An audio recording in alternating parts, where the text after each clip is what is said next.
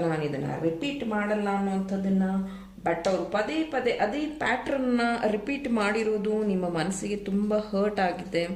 And ಅವ್ರು ಅದನ್ನು ಉಳಿಸ್ಕೊಂಡಿಲ್ಲ. ಅಂದರೆ ನಾನು ಈ ಥರ ನಡ್ಕೋಬೇಕು, ಈ ಥರ ನಡ್ಕೋತೀನಿ ಅಂತ ಅನ್ನೋದೇನಿದೆಯಲ್ಲ, ಅದನ್ನು ಅವ್ರು ಉಳಿಸ್ಕೊಂಡಿಲ್ಲ.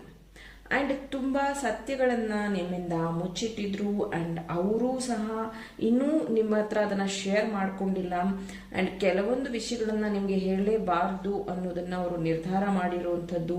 ಈಗೂ ಸಹ ಅವರು ನಿಮ್ಮ ಹತ್ರ ಒಂದು ವಿಷಯಗಳನ್ನು ಶೇರ್ ಮಾಡ್ಕೊಳ್ಳೋಕ್ಕೆ ಅವರಿಗೆ ಅಷ್ಟು ಕಂಫರ್ಟಬಲ್ ಇಲ್ಲ. ಅವ್ರು ಮಾಡಿರೋ ತಪ್ಪಿನ ಅರಿವಾಗಿದೆ ಅವರಿಗೆ. ಅವರು ನಿಮ್ಮ ಹತ್ರ ಹೇಗಾದರೂ ರೀಚ್ ಆಗಬಹುದಾ ಅನ್ನೋದ್ರ ಬಗ್ಗೆ ಯೋಚನೆ ಮಾಡ್ತಿದ್ದಾರೆ.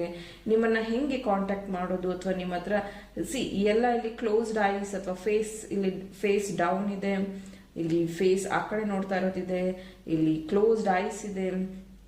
ನಿಮ್ಮನ್ನ ರೀಚ್ ಆಗೋದಕ್ಕೆ ಅವ್ರಿಗೆ ದಾರಿ